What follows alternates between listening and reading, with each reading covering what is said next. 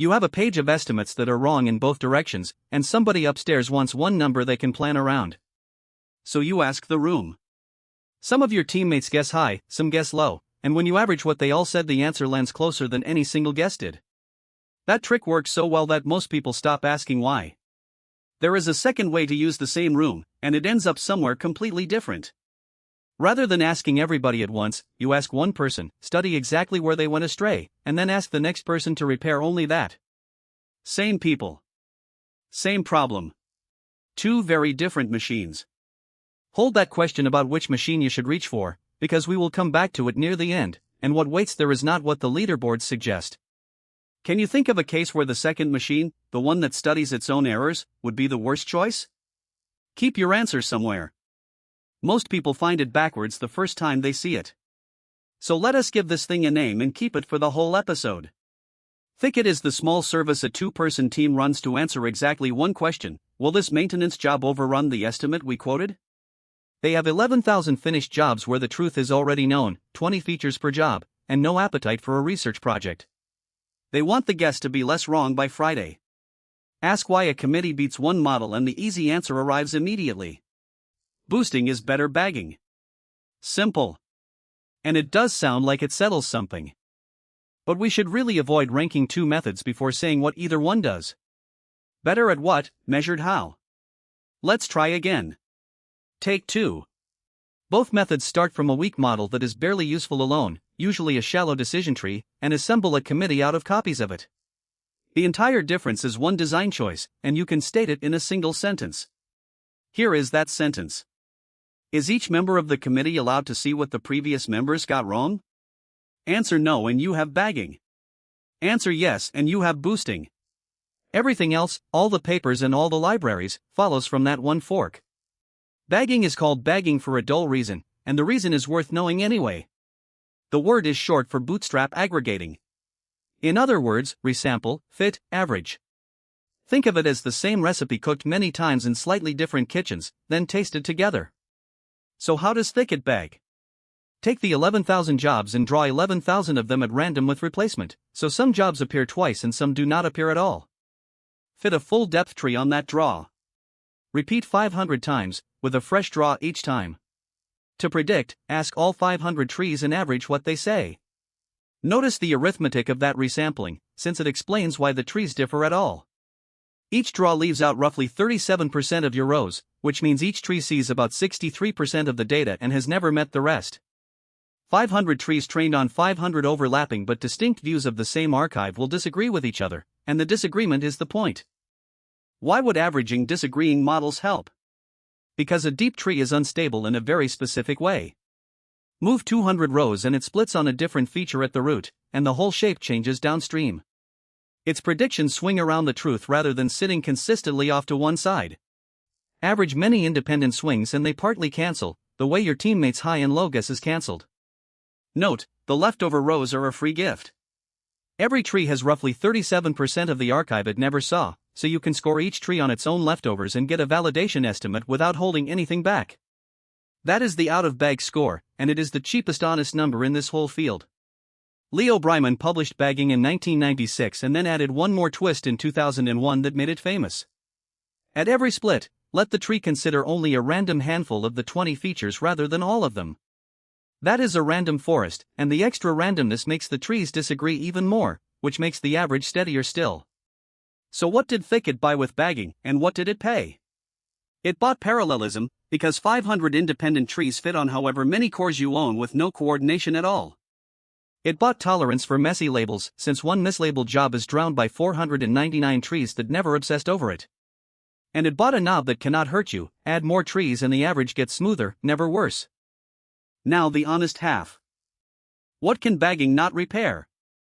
If every tree in the committee is wrong in the same direction, averaging preserves the error perfectly. Ask 500 people who all learned from the same misleading textbook and the average is confidently mistaken. Averaging attacks the wobble around the truth. It has nothing at all to say about a committee that is politely, unanimously off target. Hold the thought, because it is exactly the gap the other family was built to fill. Boosting refuses the independence that bagging depends on. The models are fit in order, and each one is handed a description of what the committee so far still gets wrong. Model 2 is not trying to solve the original problem. It is trying to solve the leftovers. That leftover idea is the whole mechanism, so let us watch it move. Suppose Thicket predicts every job takes 4 hours, flat. For the job that actually took 9 hours, the shortfall is 5 hours. For the job that took 3, the shortfall is -1 hour. Now fit a tiny tree whose target is not the duration but those shortfalls. Add its output to the flat guess. The committee just improved, and you never touched model 1. Analogy: bagging is a jury that never confers, and boosting is a relay where every runner is told precisely how far behind the team fell on the previous leg. The jury protects you from one loud eccentric. The relay chases the gap. Neither behavior is available to the other design. The first version to work was AdaBoost, from Jo Freund and Robert Shapiro in the middle 1990s, and it reweights examples rather than fitting shortfalls. Every job starts with equal weight. Fit a stump, a tree with a single split. Whatever it misclassifies gets its weight increased, so the next stump is scored mostly on the jobs the committee keeps fumbling. The final vote is weighted too, with accurate stumps given a louder voice. Was that a heuristic or was it a real objective? For about 5 years nobody was sure, which is a nice reminder that working code often precedes the theory.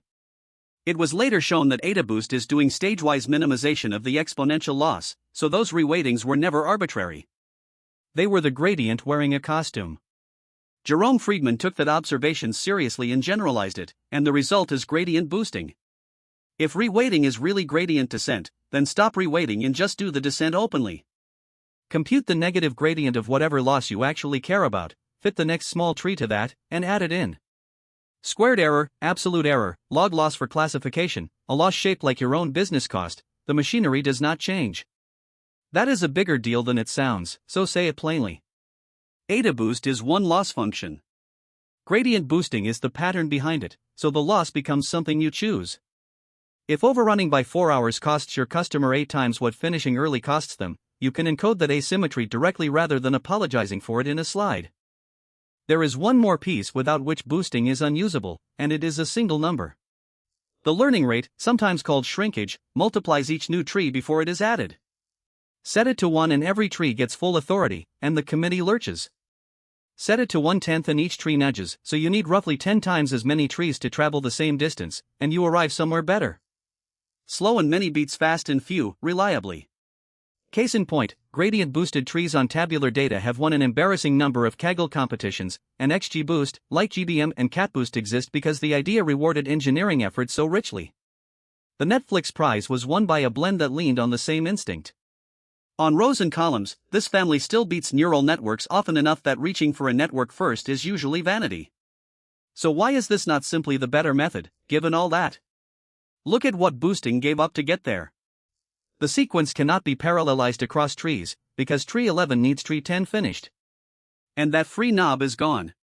Adding trees to a forest cannot hurt you, while adding trees to a boosted model eventually will, since the committee starts chasing the noise in your training rows with the same diligence it chased the signal. Caveat: the failure that catches teams out is not slow training, it is label noise. 900 of Thicket's jobs were closed out by hand and the recorded duration is wrong. Bagging shrugs. Boosting sees a job it keeps getting wrong, decides the job deserves more attention, and hands the next model a target dominated by your worst data. A method that hunts its own mistakes will hunt your recording errors with exactly the same appetite. So the mirror is tidy enough to hold in your head. Bagging attacks the wobble and leaves the systematic offset alone. Boosting attacks the offset and hands you the wobble back as a risk you now have to manage. One is a variance machine, the other is a bias machine, and neither one is a general upgrade over the other. Which brings us back to the question you were holding, the one about when the mistake studying machine is worse. 200 rows and noisy labels is the answer. With that little clean signal, the flexible sequential learner has ample freedom to memorize your accidents, and every extra round makes it more confident about them. The committee that never confers, with its free out-of-bag estimate, will often quietly beat it, and you get the answer this afternoon instead of after a tuning sweep. Was that your answer earlier? If you said the opposite, you are in good company, because the public scoreboard has trained everybody to expect the sequential method to win. Scoreboards measure clean, large, well-curated data, and your archive is none of those things. There is a real cost hiding in that difference, and it is your time rather than your accuracy.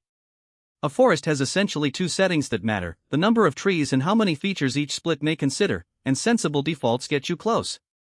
A boosted model has learning rate, tree depth, number of rounds, subsample fraction, and two regularization terms that interact. How many days do you want to spend on a sweep, and who pays for them? Quick win, fit both before arguing about either. Why argue from theory when the experiment costs you a coffee break? A random forest with 500 trees and a gradient-boosted model at learning rate 1/10 are each about 3 lines with sensible defaults, and together they take minutes on 11,000 rows. If they land within noise of each other, you have learned that the ceiling is in your features and not your model, and that is worth more than either score. In practice, reach for the forest when your labels are suspect, your data is small, you need a defensible validation number today, or somebody will ask which features mattered and accept a rough answer. Reach for boosting when the data is clean and plentiful, the loss you care about is not squared error, and squeezing the last few percent genuinely pays for the tuning. Which of those two descriptions fits the project on your screen right now? Warning, do not read any of this as permission to skip the boring baseline. Both of these committees are built from trees, so both inherit what trees do badly. Neither one extrapolates past the range it was trained on, and neither one will discover a feature you failed to record. If Thicket has no field for which crew did the work, will 500 trees invent it? No amount of committee will find what your archive never wrote down. Note, there is a third option people forget, and it is stacking. Fit several different model families, then train one small model whose input is their predictions. It often edges out both of today's methods, and it is far harder to keep honest, since the small model on top will happily learn from any leakage in how you generated those predictions. Notice the pattern, though. Every rung up this ladder buys accuracy with something you have to keep honest by hand. There is one more difference that will land on your desk long before accuracy does, and it is the conversation about which features mattered. Both families will hand you an importance ranking, and both rankings will mislead you in their own particular way. A forest computes importance by asking how much each feature reduced impurity across all 500 trees, which quietly favors features with many possible split points, so a continuous field like job cost outranks a two-value field like weekend or weekday almost regardless of the truth. Boosting has the same bias plus a sharper one, because trees arrive in sequence, whichever correlated feature happens to get picked in round 3 absorbs the credit, and its twin looks useless forever after. So what should you do when somebody asks which feature matters, given that both defaults are unreliable? Permute the column. Shuffle one feature across your rows, measure how much worse the predictions get, and put it back. That number is about your model's actual dependence rather than about how many split points a column offered, and you can compute it for either family with the same few lines. If you are going to put a ranking in front of a decision maker, that is the ranking you should be willing to defend. So what should you actually take from a comparison like this? Not a winner. The useful habit is asking which kind of error you have before choosing a machine that attacks one kind. Is your model swinging wildly on nearly identical inputs, or is it consistently off in one direction? Those two symptoms have different cures, and reaching for the fashionable answer means treating one while the other is your real problem. Before your next run, ask yourself whether you actually know if your errors are wobble or offset, and how you would show that to somebody who doubted you. Then ask how much of your label data would survive an honest audit, because that single answer decides which of these two machines is safe for you to use at all. The deeper point is that these two families are one disagreement, made concrete. Bagging assumes your models are good on average and unreliable individually. Boosting assumes your models are individually poor and correctable in sequence. Both assumptions are sometimes true, so the real question is never which method is stronger. The real question is which assumption describes the mess actually in front of you, and that one is your call to make, not the leaderboards.